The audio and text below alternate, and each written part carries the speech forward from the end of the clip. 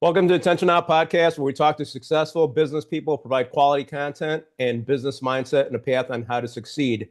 Today, we're honored to host a truly exceptional guest, Mike Sarraille. Mike served as a Navy SEAL officer and a Recon Marine. Mike is a best-selling author, entrepreneur, speaker, leadership expert, and podcast host. Mike's insights are transformative, and his experiences offer incredible lessons for anyone striving to push their limits and lead with purpose. In this episode, we'll dive into Mike's journey, exploring the mindset of elite performers. Let's get started. Mike, welcome to the show. Dude, thanks for having me, Dave. I feel bad now that I'm not wearing a sports coat. Oh, you're good, man. You look I've been good. riding all day, so I'm sort of in my flow. Nice, nice. Are you working on Comfortable. another book now? I am Awesome. working on a book that'll be out or at least pre-sales in May, Okay. on high-performing teams, sort of the attributes and the harsh realities of truly high-performing elite teams. So there's some abstract ideas in it because I think people love to wrap, you know, championship winning teams in these rainbow colors, but they rarely see behind the scenes of just how cutthroat and demanding the environments can be. I think The Last Dance about the Chicago Bulls maybe gave people a little insight into that they weren't as harmonious as people thought.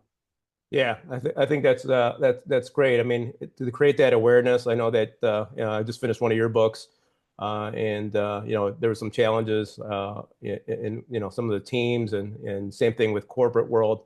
So it's a good topic to talk about. If we can, let's start off with your military career. Uh, when did you decide to join the Marine Corps? Was that right out of high school? So I knew I wanted to go into the military. Okay. I'd met a Force Recon Marine, uh, and just one of the most impressive individuals you'll ever meet. I actually coined a term to describe him as humbly confident. And he just stood out from all the other Marines I'd met. He was kind, he was respectful. He didn't need to beat his chest, even though he had that dual cool. And he just treated a young 18-year-old with respect and talked to me as a human being. And eventually, my first little short stint in college didn't work out. And he said, "Hey, man," him and another staff sergeant said, "Hey, let's get you squared away. You'll love the Marine Corps. They'll chip away at the lack of discipline and your inability to commit or focus on things." And they were absolutely right. And the Marine Corps categorically changed my life. That's awesome. Were you always like a high performer and had great motivation to keep yourself going before, when you were before the Marine Corps, or was that something that you learned in the Marine Corps? I would say in high school, I had the ability to be high performing. Okay. I lacked a lot of focus and the ability to commit. I was high performing in my ability to get into adventures and a little bit of trouble, um, High and performing in the wrong way. in the wrong ways. And I mean, you literally saw a complete switch in boot camp. And to speak to that, I mean, so it's not a totally let's say lax backing in the statement I just made. I finished honor man out of my class of like 250 in Marine boot camp, got advanced to Lance Corporal above everyone, and then even finished honor man from the School of Infantry, got into the recon community when going through BRC, which is the basic reconnaissance course, which was we use the word dick dragger. Yes, Uh, absolutely. Yep. I did not finish honor man. I think Okay. there was 20 graduates. I finished third behind two very impressive guys who went on to Force Recon, one of which was part of MARSOC Det 1, which Nice. was the inaugural test unit for the Marine Corps' entrance into SOCOM, which it was highly successful. That's awesome. Uh, what was the biggest difference in the training between recon and Navy SEALs for you? So that's interesting. Let me start with a story.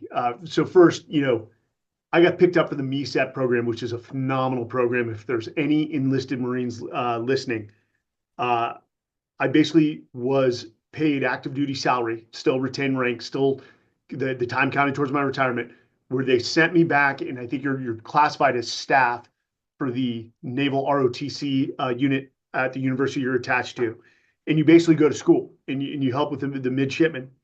Um, Went to Marine OCS, graduated on a man again, and when I got back from OCS, I still had 2 years of college to complete. One of my foremost mentors in my military career was a Marine major. I believe they called it it was basically my OIC. There's a name for it. I can't recall. And I told him, hey, I think I want to become a SEAL because the war had just kicked off literally a month after I left Marine OCS. And doing the time calculation of going to TBS and then the infantry officer course, or just going through BUDS and actually getting straight to the vanguard, to the very front of the action, because a lot of my force recon buddies at the time, and I was not force recon, I was recon battalion, said that they were missing out on missions because they were not part of SOCOM.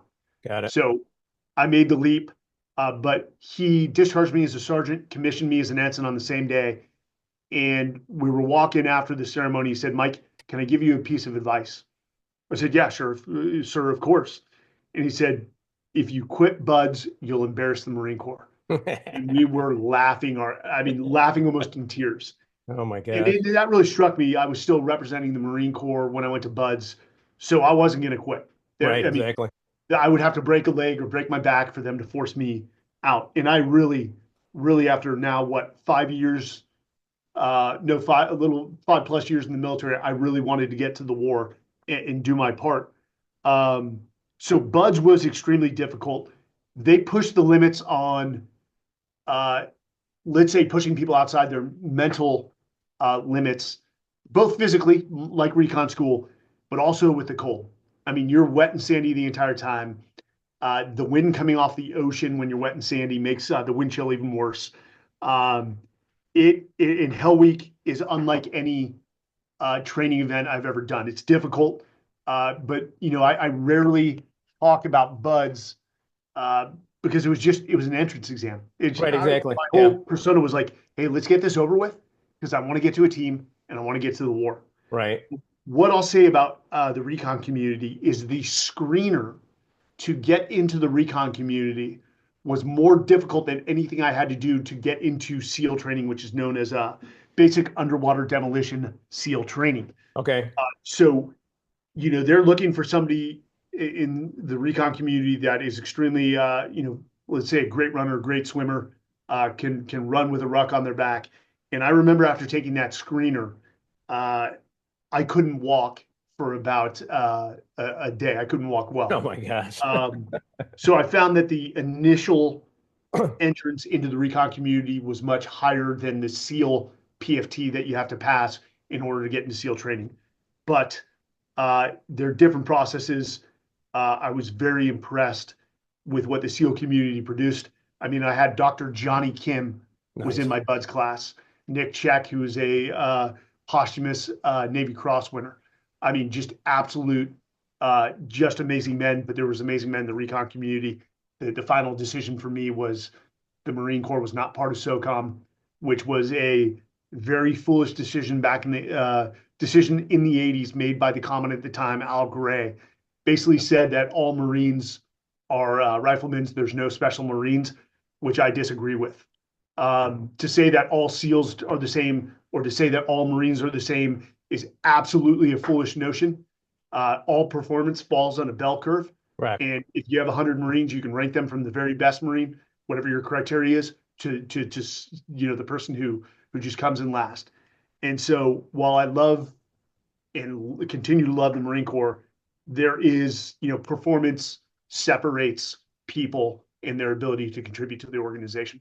100%. Yeah. I wanted to talk a little bit about the MESEP program. A lot of people aren't familiar with that. Actually, I served about 6.5 years in the Corps, and Colonel was recommending for me to go to that MESEP program, which is the Marine Enlisted Commissioning Education Program, which a lot of people are not aware of. So if you're in active duty right now, check into that because I think that's a great program. I'm glad that you took advantage of it. I look back, it's like maybe I should have taken advantage of it, but but a lot of people aren't aware on how what a great program that is. So that's awesome that you talked about that. What mission had the greatest impact on you overall your whole career? Can you pick one or two? You're talking about a real world combat mission? Yes. Uh, I'll give you two. Um, uh, First one, this happened later in my career, but there was a hostage rescue conducted by our sister troop in my squadron. Great guys. Um, and we were tasked with supporting them as what we call an IRF, immediate reaction force. So Yep. we were on a helo watching the footage on the drones, ready to backfill them to support them if they needed it on the ground. But they rescued an American doctor named Dilip Joseph. Um, I think he was Doctors Without Borders. He was taken hostage by the Taliban, who was going to turn him over to Al Qaeda before they got him across the border into Pakistan. They got him to a building, and as they approached the building, uh, it's hard to sneak up when every target has dogs on it. The dogs went crazy. The hostage takers woke up, stepped outside the door, which held the hostage, started firing in the direction of the assault force, and you saw one guy on the drone footage as we're watching it take off, and everyone said, "That's Nick." And I'm referring to Nick Check. And he was posthumously awarded the Navy Cross because as he entered the building, uh, he was fatally wounded, shot. But just to watch this guy run to the sound of guns, even though he was getting shot at full sprint, just shows the selflessness. Um, I'll actually give you another one. Happened before that was the night Adam Brown was killed, which was my first mission with my new East Coast base SEAL team, and he made a selfless decision to jump from a rooftop into a tree in a courtyard to get a vantage point on some enemy combatants that were firing at the assault force, and he got rounds off in their direction, but they also hit him, and he was fatally wounded. He was posthumously awarded the Silver Star, and then lastly, the one that hits me the hardest, which I won't go into the details, but is a pretty well-known story, is I was on the rooftop with Michael Mansour, uh, Southern California kid who jumped under a grenade 3 feet from me Man. to save my life, and another SEAL who was 3 feet to his left. And just again, the common theme there is he didn't hesitate. Just the selflessness of these men to give their lives for their brothers, which you all know the Bible verse: "There is no greater love than this, to give your life for one's friend." And yeah, those men just epitomized it. That's Epitomized it. awesome. Yeah, I think serving and helping others is a huge thing that we're put on this world for, right? So when you see that in action, it definitely opens your eyes. It's like, man, it's like, how much more can we do? And thank God he saved your life and that you're able to change other people's lives now as well. So I think that's awesome. But I can't even I don't even have the words for those guys for what they do. It's just so incredible. So thanks for that story. I appreciate it. Yeah, my only regret to this day is that the pain it caused their families, Right. and that's massive. Um, you know, Nick didn't have kids yet. Mikey didn't have kids yet. Adam Brown had two. To grow up without a son or a brother or a father, that just doesn't sit right with me Right. uh, Exactly. to this day. Yeah. There's different organizations that help them out as well, right? Oh yeah, a ton, Okay. as they should, and as we as an American society should take care of the families of the fallen. But you've got the Special Operations Warrior Foundation that pays for the education of uh, children of the fallen. Same with Folds of Honor; they give educational scholarships to spouses and children of fallen or disabled service members Okay. who just need a little help, who are struggling with the transition, maybe monetarily hurting a little bit because they haven't secured a job yet. So love the fact that there's so many great organizations out there, securing the education and the legacy of their fallen. That's awesome. I'll make sure we add those links to the podcast so people could donate and help out, man. That's awesome. Uh, what was the most valuable lesson you learned, either in Marine Recon or Navy SEALs?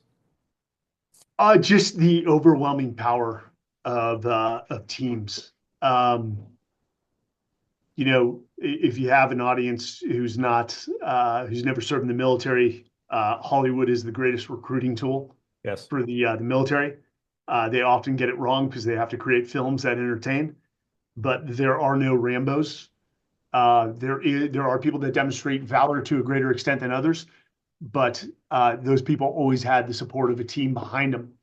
And so the dynamics of teamwork and dealing with personalities, it can be somewhat of a complex environment, but I valued so much the brotherhood and the sisterhood. And I just have not seen that replicated since I retired in any private sector.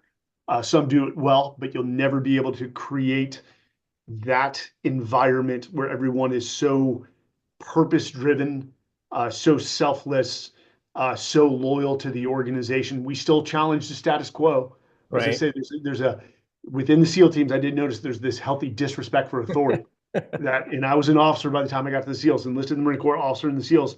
That if I came up with a plan that didn't make sense, my guys would not hesitate to step up and say, "Hey, sir, or Mike, we were often on a first name basis. Nice. Uh, that's freaking stupid, and we're not going to do that. And so let's rethink that plan." And so that was probably the greatest lesson learned, and the fact that we use something called adaptive leadership.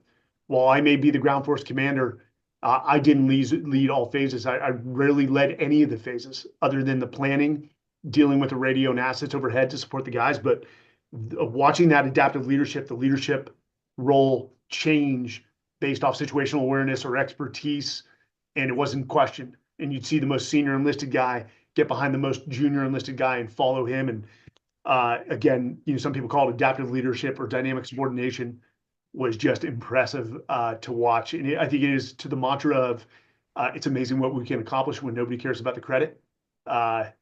That was, again, I've not seen that replicated in the private sector.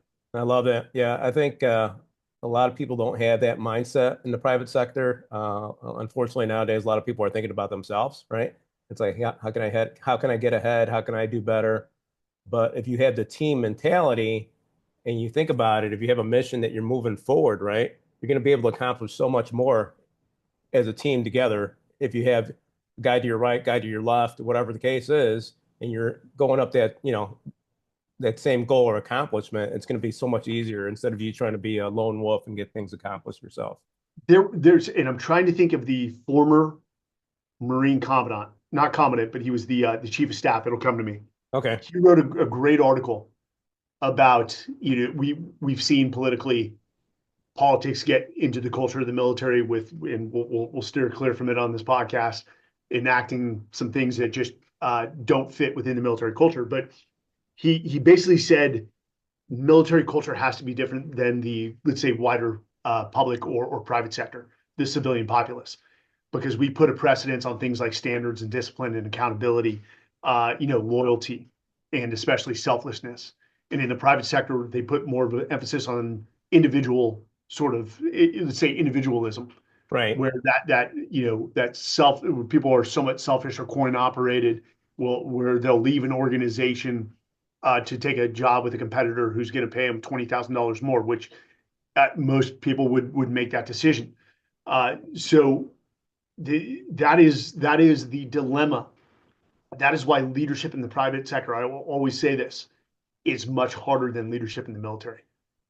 I believe that the best private sector leaders in the world run circles around our best leaders in the military, because it is a much more complex environment to lead in. I mean, and Dave, you look at it this, one of the advantages of the military is you went to boot camp.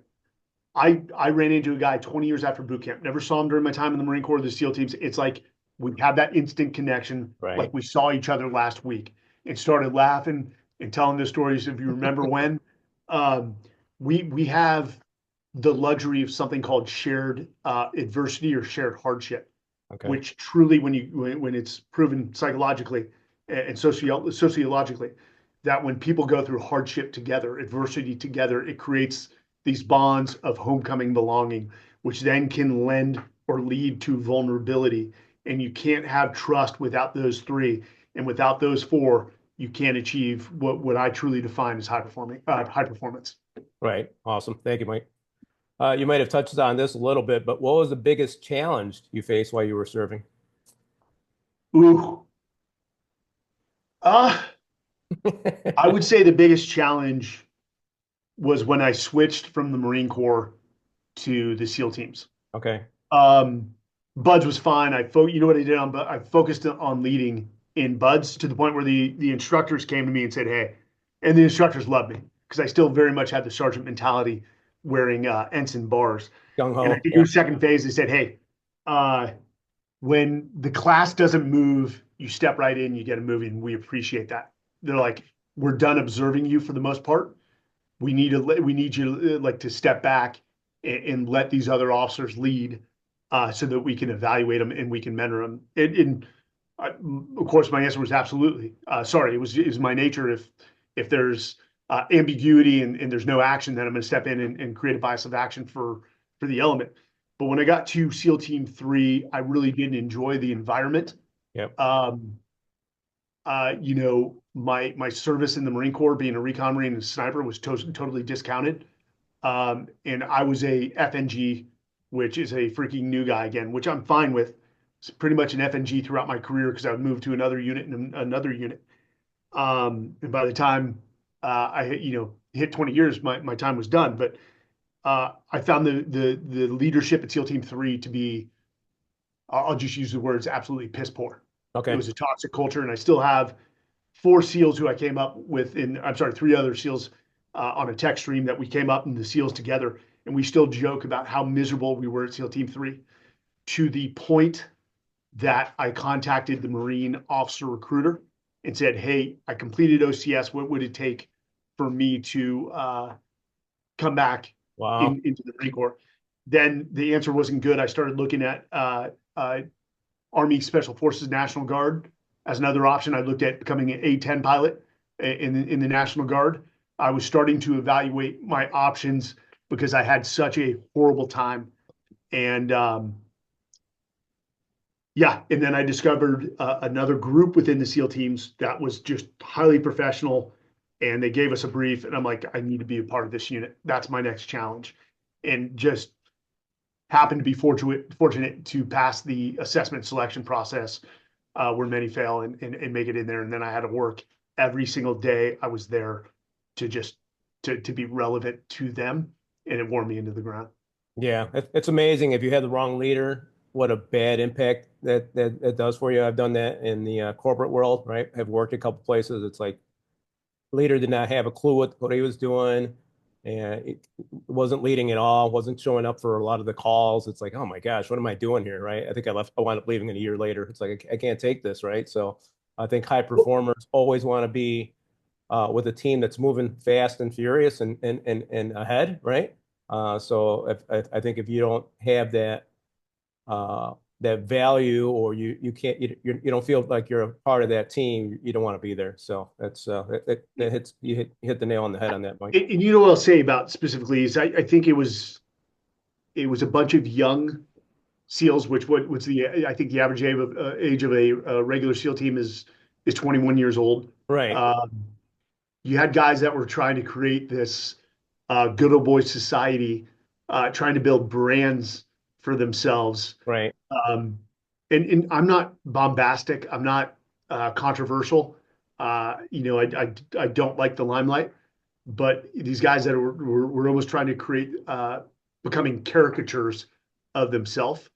And then when I got to the other unit I described, I've the most lethal warriors in the world is what I would describe them as. We're kind, empathetic, respectful, and it was just night and day. And I never wanted to leave that unit until I knew my tank was empty. But yeah, when you're leading a bunch of young Marines or young SEALs or whatever young unit, it requires responsible leadership. You're going to let the boys be boys and have fun, but you've got to be very careful about steering them in the right direction and where you hold the line. right. I think caring about them makes a huge difference, right? When I was in the Corps, I was in Camp Schwab, a major, was working in operations with them, and every time every couple of days, it's like, hey, Dave, or I think I was a corporal at the time. Hey, Corporal Diaz, you doing good? Everything, your family's good. Everything. It's like, man, I'd kill, do anything for this guy, right? So Yeah. just the small little things make a huge difference, and people don't get that. So all right, perfect. Did you face any challenges with PTSD or TBI leaving the military, and what did you do to overcome them? Yes. So I had the luxury uh, of going to something called NICO, which is the National Intrepid Center of Excellence, which was like 3 weeks of CAT scans, MRIs, talking with shrinks, blood tests, vestibular training. Found out because I'd been in a number of explosions, 3 feet from a grenade, Yep. about I'd say 25 meters from a car bomb, which knocked me out. Um, I had 50% cognitive degradation. Where I push back on that is that they never gave me a baseline. So the baseline they were using was based off other data with peers of my age. Um, but a couple lesions on the brain. Um, and then after I did that training, I had 2 years left before I could retire. I ended up at the University of Texas Naval ROTC Center, where I was basically getting my MBA subsidized by the SEAL teams, and very much thankful for the SEAL leadership to do that for me because the divorce and my kids were impacting me, and uh, go from being part of what I consider to be one of the strongest tribes Yep. ever to pretty much not having to report in to the NROTC unit. They said let him do his own thing. They call me in for a urine analysis every 30 or 60 days to make sure I wasn't going off the reservation with drugs, which wasn't an option. But Right. started drinking heavily, and that's when all the compartmentalization of all the trauma and the brothers I'd lost came to the forefront. Not in the best environment of Austin, which can be a party environment, and so yeah, I had some dark times, but it was another SEAL uh, commander who I'd worked with at my last command, who happened to be retired and in Austin, that called me to lunch and basically said, "What the F are you doing? I'm hearing things about out in town, so this is unacceptable. You're putting your retirement, which you're so close to, at risk. So let's put a plan of action in place." Connected me with a guy named Dr. Chris Free, who eventually wrote a book called Operator Syndrome, Interesting. which for any military member, it's about the psychological and physiological impacts of trauma and what to do about it. He gave 1 to 2 hours of his life every week from Hawaii on the phone with me for about 2 years. He was at my wedding, so it was just that person to say, hey, let's get into the realm of acceptable behaviors, um, and let's talk through this. And it's amazing when you talk through it, how those small changes turn into large changes. Same time that I was working with him, I met my now wife. Um, but everyone deals with the trauma of war differently, and it's a very personal journey. I will say this: a guy who I highly respect, Andy Stumpf, another retired SEAL, said, war touches you back, and you can never wash that fingerprint off, Oh, that makes and sense. it stays with us. I mean, uh, there isn't a day I go by that I don't think of Mikey Mansour or Nick Check or Ryan Owens or Adam Brown or all the other guys we lost on Extortion 17. Derek Mm, Benson, who's a good friend, but yeah. um, I don't know. You never truly move on. You just figure out a way to cope. Nice. And I didn't want to be the vet that used PTSD as a handicap or an excuse for moving forward in life, especially now that I've got to feed my family, my 3 kids, got to provide for them. And at some point, I sort of realized, hey, yeah, you signed up for this. It wasn't what you thought. These are the unintended consequences of war. But if you stay in this loop of self pity, then you are being selfish for your family. Exactly. And that worked for me. I'm not saying that works for other people, and I'm not passing judgment on how people deal with that. But you've got to actually have a plan of action. You actually have to do something Yes. if you have post-traumatic stress, which is not a disease, it's a symptom. Correct. And a lot of great work with organizations. Tom Satterley, I'm forgetting the name of his organization, phenomenal. You've got Marcus and Amber Capone that stood up vets.org, which is taking vets for psychedelic Yes. treatment, which has Yep. been phenomenal. So you've got to go do something. You Right. just got to go do something to get yourself out of that vicious cycle of self pity and move on. Yeah. So I think yeah, something that you said was powerful is reading that book, right? Creating that awareness so you understand what's going on, right? Because most people, it's like, I got this. I don't have to worry about anything. I could deal with it, right? When you start drinking or drugs, like you mentioned earlier. So I think if you're understanding it, talk to people, psychedelics, stem cells, something other people are doing as well, right? So did you do psychedelics or stem cells yourself, or so I wasn't going to do the psychedelics. A good friend of mine who I served with said, "Hey, Mike, I'm going to go down to Mexico and do right, ibogaine."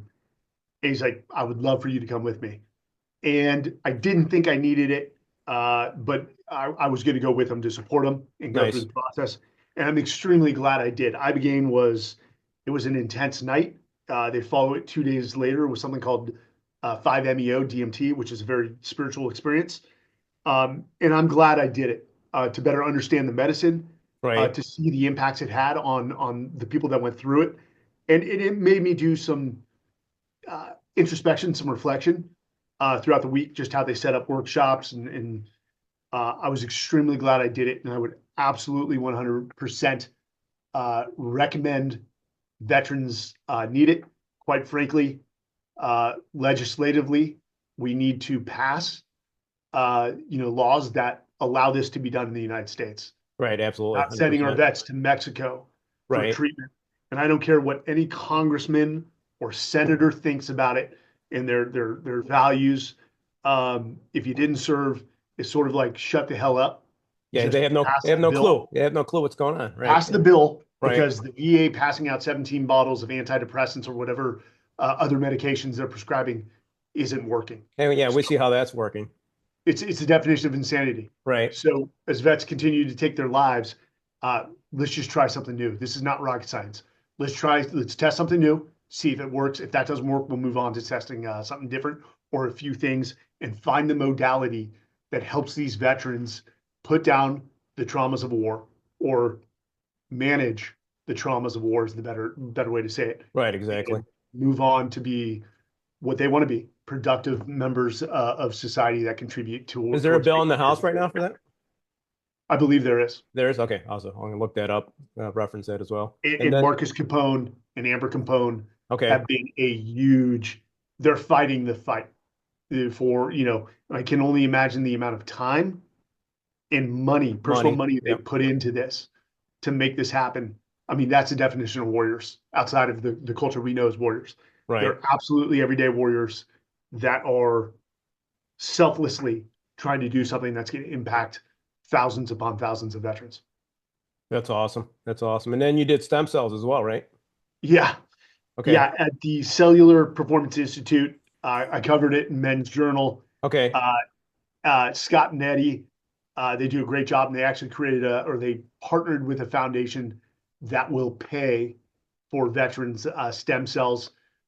They're still raising as much money as they can to treat as many as they can, but two amazing individual, both former fighters, uh, and they're doing great work. And that was awesome for my joints and Nice. just general health. And that's in the process as well, the funding for that? I believe they've gotten some funding, but Okay. truly make an impact, they're going to need help with that fundraising. Okay. Gotcha. What keeps you motivated every day?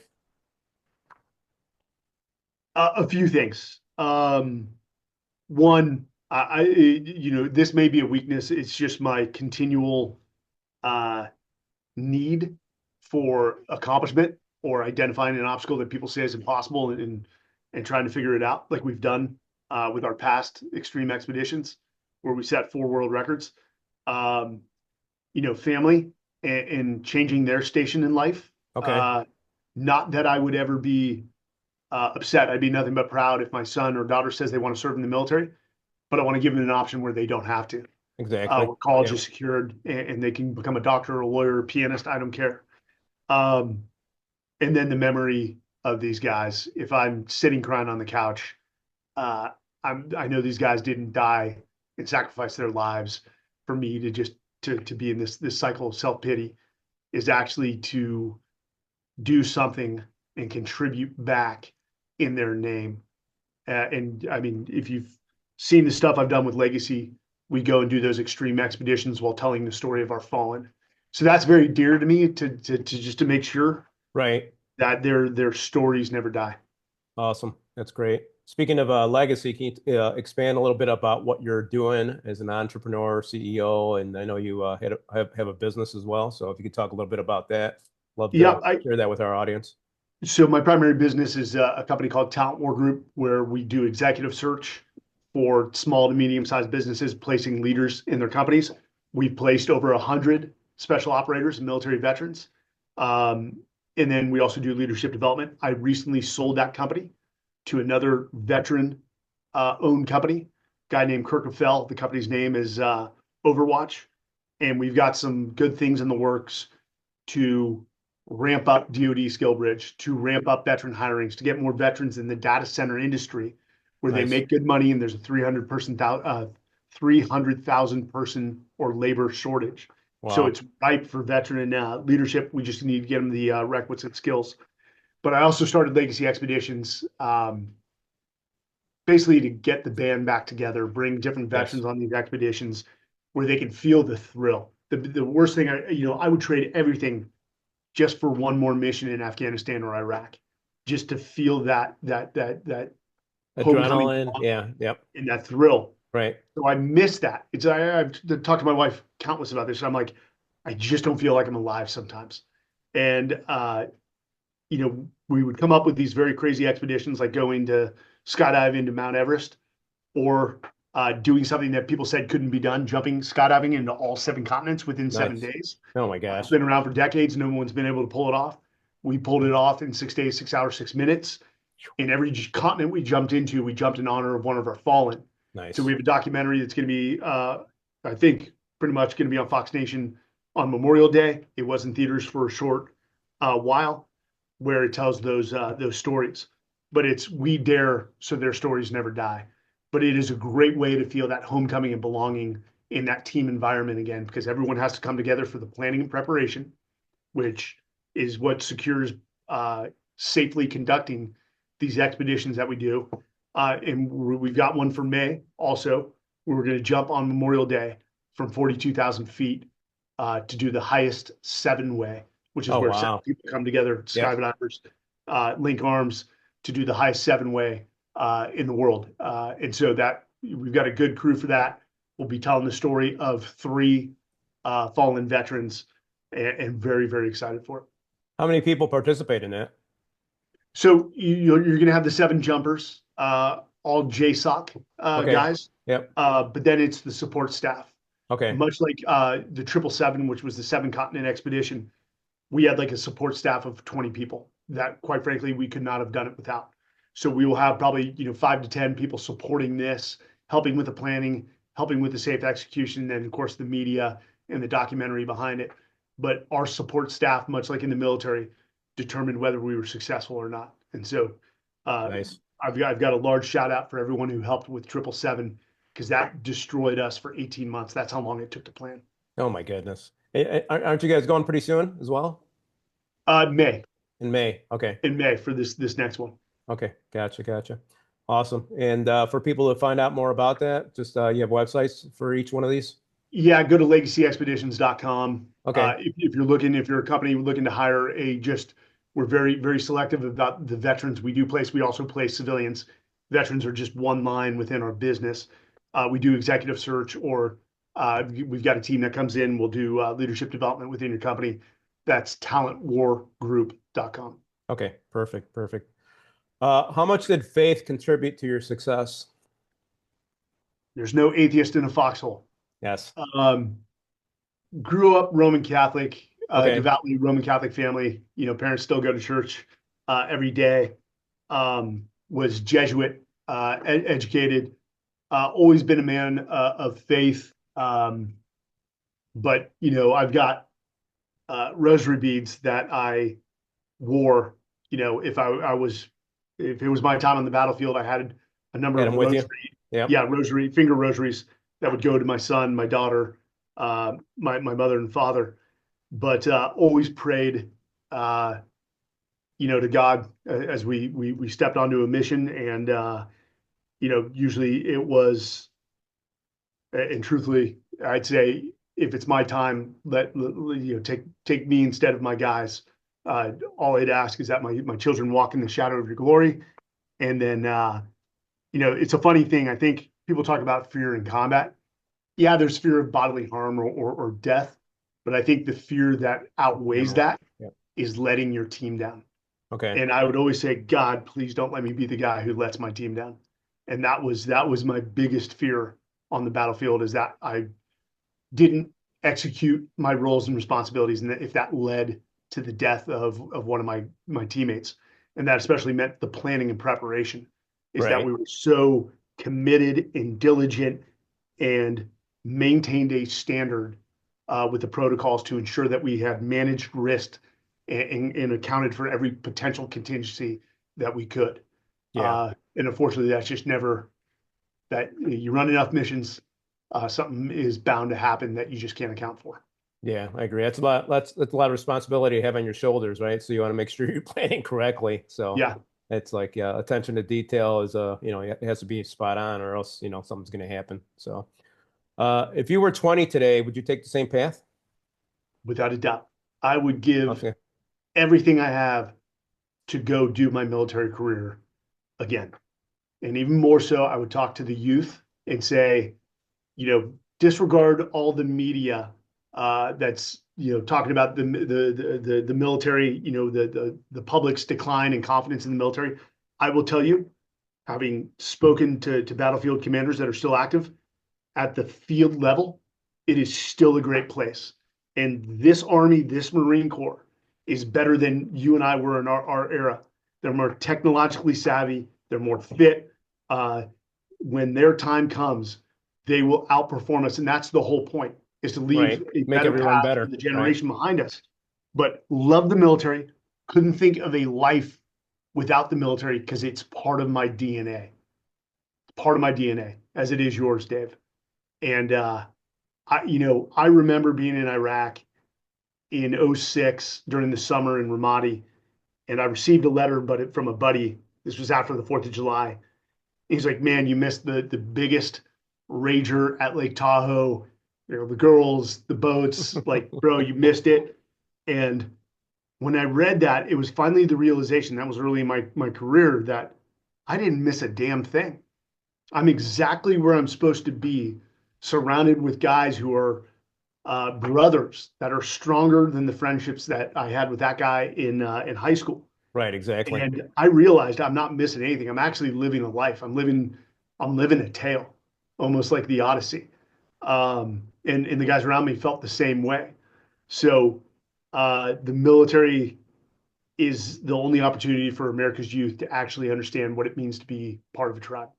Nice. Well, I think the guys that are joining are usually top performers, right? So, especially the SF teams, right? And speaking of SF teams, I think I have respect for all of them, right? Whether it's SEALs, Rangers, MARSOC, whatever. It's like, I think they're all as valuable, and I think some people think, hey, we're better than the other ones. Kind of like when That's we're in a the that's Marine a Corps. young man's game. Right. That's a Exactly. young man's game. Right, exactly. But some people don't never get out of their head, unfortunately, even when they're older. But still, but I just wanted to get that out there. I think everyone's stand up people, and mad respect for all of them. So Dave, I fell into that as a young man. yeah, I like, even as a recon Marine, yep, uh, we disliked the SEALs, and unfortunately, when we'd say we were recon Marines, people were like, "What's that?" And we're like, "Ah, it's sort of like the Navy SEAls and the Marine Corps." And then you got the SF guys and the SEAls. That's a young man's game. right, And I don't know at what point I'm like, grow up, right, grow exactly, up. Because right, if I were to put the let's say the super team together, there'd be some MARSOC Marines. yes, There would be some Army Green Berets. There would be some 75th Ranger regiments. It's personality dependent. right, And that competition does make the world go round, but to a point. same flag, same banner. If you saw something in an operation as a 75th Ranger Regiment that the enemy is adapting, you better hit all send to every special operations and even conventional infantry unit to say, hey, we saw this on target. Absolutely. And yeah, what process is harder to get through? They're all hard. I don't care what you say, but I ran into this. There was a Delta guy that I was on a podcast co-hosting, and he said Delta's is the very best, and I'm like, man, you haven't grown out of it. It's like, Like really, dude? I'm like, they're all great units, man. They all Right. have their strengths, they all have their weaknesses. It's almost like they're all flavors of ice cream, Correct. or they're all ice cream, just slightly different flavors. Right. And like you said, if you're assembling the best team, you're going to take the top performers, right? Because there's always going to be top performers in anything that you're in, including business. So how do you make some of the can you make some of those people top performers that are not? And if so, how do you do it? Oh, it is a cultural thing. Yes. It is a mindset thing. Yep. And you know, one, all the special operations communities look for a form of effective intelligence. And so there is an IQ, the ASVAB, you Yes. have to have a score above a certain level. Correct. What they found, and we talked about in the book, The Talent War, is that increasing levels, IQ levels from that score don't necessarily equate to superior performance or enhanced performance from that bar. So, it is very much a nurture thing. As you get these individuals under your charge, it's the training that you conduct. And I mean, it's iteration after iteration. It's that 10,000 hours to mastery, focused training that extracts lessons learned and reinforces the basics and always master the basics. But that coaching and mentoring that goes on for the individuals and then the collective culture and mindset of that group, whether it's 40 men or 1,000 men, is maintaining that standard and accountability in bringing everyone up to that bar that you call your standard. And then once you get everyone there, what do? You move the bar up a little more. Nice. And that's what I talk about. It's almost the unseen toll of excellence. The best organizations I saw would meet the bar, and then the leaders collectively or the group as a whole would be like, no, we can do it better. And they move the bar up. And, some people just wear out on that. They're like, hey, man, I'm giving it my all, and my tank is just empty. This happened to me. But the best, most elite, high-performing teams never accept the status quo. They will continually put themselves through adversity and raise the bar, even if it's incremental improvements, small improvements in performance. That's what high-performing teams truly do. And then they are just adaptable. They don't cling to tradition, and they're willing to change in order to remain relevant or become relevant in the new environment they're facing. But did you see people that did not want to change? Oh yeah, without a doubt. What I also found But can you was change? How do you change that mindset though? sometimes you can't. That's what I You, thought. Okay. you have to have conversations. Here's the Right. rough thing is, here's what I saw in specific to the SEAL community is somebody who had tenure felt like they no longer had to contribute to the acceleration or enhancement of the overall organization. Got it. And Okay. they would just say, hey, I've done my time, and I can coast. And if they're asked to be removed from the organization, they say the organization's being disloyal to them. Loyalty is a two-way street, regardless of how much tenure you have in an organization. Exactly. You've got to be moving the organization in a certain direction, and the organization has to be loyal to you. But the second you stop contributing to the overall mission, or the innovation and acceleration of that organization, you're no longer relevant, and you've got to show somebody the door at that point. Or in the case of military retirement, we don't want to mess with somebody who's 2 years away from retirement. Put them in a position where they can do the least harm. There you go. Yeah. That's the truth. Yeah. Um, Yeah. I think and I that think may you have be, to shift people, right? You have to shift yeah, people to yeah. where their But energy is, or motivation, or mindset's at, right? I heard a SEAL say no one should ever really have to be fired, and I sort of sat up on the front of my seat and I said, "How so?" And they're like, "Well, it's the leader's fault if they can't train that person to standard." No, it's not. Some people tap out on certain, whether it's attributes, hard skills or soft skills, skill sets. And if we give them every opportunity to train and get them up to that standard and they can't make it, you have to gracefully, professionally, and tactfully either shift that person to another role where they can contribute Right. or exit them from the organization. And you're actually doing them a service because they can go find a culture where they maybe are the all-star of that culture. They're the high performer of that culture. So you're setting them up for success. But this notion that you can elevate all people uh, to a certain level is again, I said the word categorically, it's categorically false. Yeah, absolutely. Um, and they may be inhibited by a mindset. They've got a fixed mindset. They can't move beyond that mindset because they say, hey, this is the limits of my potential. And if somebody says these are the limits of my potential, that's a real like blatant red flag for me. Then hey, that's okay. One, I appreciate your honesty, and maybe you're not right for this organization and where we're headed.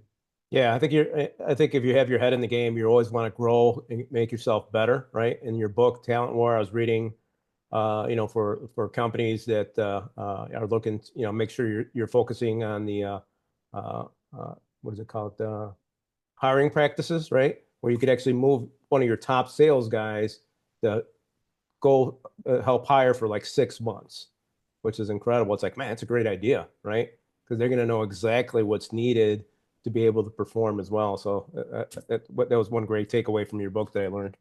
So, for the listeners, viewers, what we're saying there is one, it's hard to take somebody like a dog will hunt. It's hard to take a top salesperson out of sales and put them in charge of hiring as a hiring manager for 6 months to build the headcount for a sales team. It's the same thing with the SEAL, taking a top SEAL off the battlefield and say, hey, we're going to send you to BUDS because we need you to select the next generation of use. But A players will see a potential in certain candidates and say that kid needs to make it through, that young man needs to make it through SEAL training, but we're still going to test him. B and C players will see that A potential and see it as a threat. Correct. So that's why you want to send your very best in terms of hiring. If you send one of your, let's say, middle level or underperformers, you're going to get more underperformers into the organization. Yeah. I've always thought of this in the past. It's like, is there any way to change the 80-20 rule in a company? I don't think there is there? We did a lot of research of that in the book, the Pareto principle, or if you want to call it the Powers Law, Yes. that the overwhelming majority of outcomes within an organization are driven by a small minority of people in the company. Correct. So again, if you have 100 SEALs, you've got that bell curve of performance. You've got your top 10%, you got the 90 to about 40%, and then those in the 40% to zero are really your bottom performers. That 10% within any organization truly drives a lot of the outcomes. And you want to look at it from a sports perspective. It took a team, the 90s Bulls, it took a team to win, but Michael Jordan drove an exponential amount of the wins for that organization. Yeah, you had Absolutely. Scottie Pippen, who was absolutely influential in that team. You had Dennis Rodman, one of the greatest rebounders and defensive players in the league. They all contributed, but by far, Michael Jordan was the Stood factor out. that led Right. to championships. Yeah. So the answer is not really then. No, and I don't want people to think, oh, here's this just hardliner. It's Right. I I sat down with Secretary Schultz, who's the former Secretary of State, also a Marine, Iwo Jima, and he said something. He said the problem with most of the world is they look through the world with rose-colored glasses, Yes. and you need to stop. You need to take those off and look through a realistic lens. Reality. Yep. Um, and it goes back to Al Gray's comments that all Marines are special, and they are. But if I was going to put together a 40-man unit, I'm going to select the very top Marines, and there's going to be Marines that were upset they weren't chosen. But when it comes down to performance, that is a very objective thing if you've got the criteria to assess it, and that's what I'm going off, like data-based information, Yeah. data, not my gut feeling, which you know what gut stands for. But Gave up thinking. Oh, Like nice. you go with the data. I never heard Occasionally that. I you'll like have that. your gut, Right. uh, something that can't truly be obsessed, and you're going to go with subjectivity. But it's very rare that I go with that. I'm going to go off the numbers. Nice. I know you speak a lot on that, so people could hire you for speaking, and you also do consulting on that. Correct? Is that correct, Mike? It People, is. people could hire you to come into their organization and do an overview. Yep, through Talent War Group, Okay. we do keynote speeches, workshops, experiential things like going to Gettysburg with leadership teams to do a battlefield review, which is Nice. phenomenal.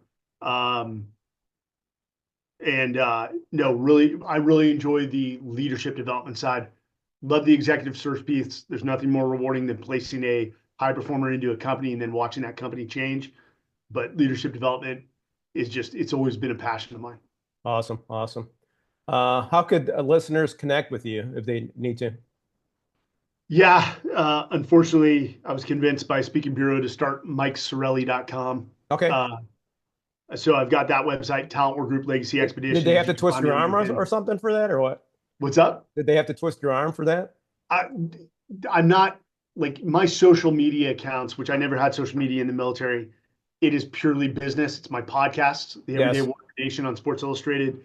It's rarely my family. It's rarely talking to me about commentary on politics or anything. It's just not my nature, Okay. um, which probably hinders a lot of getting a lot of business. But um, it's not my era. It's not my style. But people can find me at mikesarraille.com or Okay. talentwargroup.com. Awesome. Awesome. We're about wrapped up to wrap up here. What would you like people to listening to today to remember about you or your work? Uh, I'm passionate about veteran hiring. Um, you look at World War II, the economy we have today was built on the backs of our World War II veterans. I mean, 49% of our veterans that came home from World War II started their own business. Exactly. That was Yep. 49% veteran entrepreneurship. We're down to about 4%. Wow. So Holy cow. getting corporations to actually, stop at the party line if we like hiring veterans and actually create a program of substance and stop playing to the narratives that, oh, they're all broken. They're not. You can't break what's already been broken. Right. They're unflappable. And so really getting veterans, these corporations to hire veterans at a larger scale. And then on the flip side of that is to remind veterans of who they are and the fact that they still represent the US military in their respective service and to evolve, to do what you need to manage your trauma, to get to the private sector, to support the economy, which is the greatest power our nation has, and actually be or continue to be a contributing member to society. And it's going to be wildly different than the military. And guess what? That means we have to evolve because we're 1%. We're not going to get the 99% to adapt to us. So that's where the evolution, that's where that adaptability and agility come into play.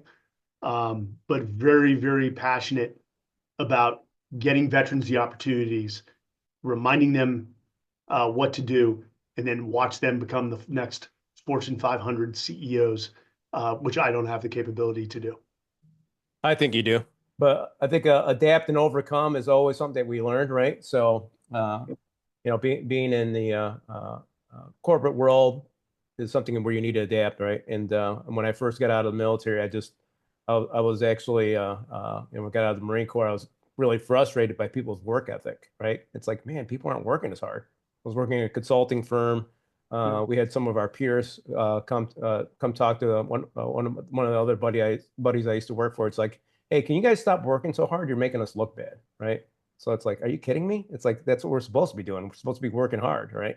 So it was a challenge, but I had to adapt, right? I still worked hard and didn't listen to what they said, right? Because I always thought about the 80-20 rule. It's like, hey, you know what? I'm going to be part of the 20% as much as possible and try to make myself better and be an example for others. So I think if we have that mindset, I think you're going to be able to move forward and make it happen. So whether it's like Mike was saying, starting your own business, going to Talent War to get, be able to get placed, and just surround yourself with other people. I just came back from breakfast before this podcast with about 4 other veterans.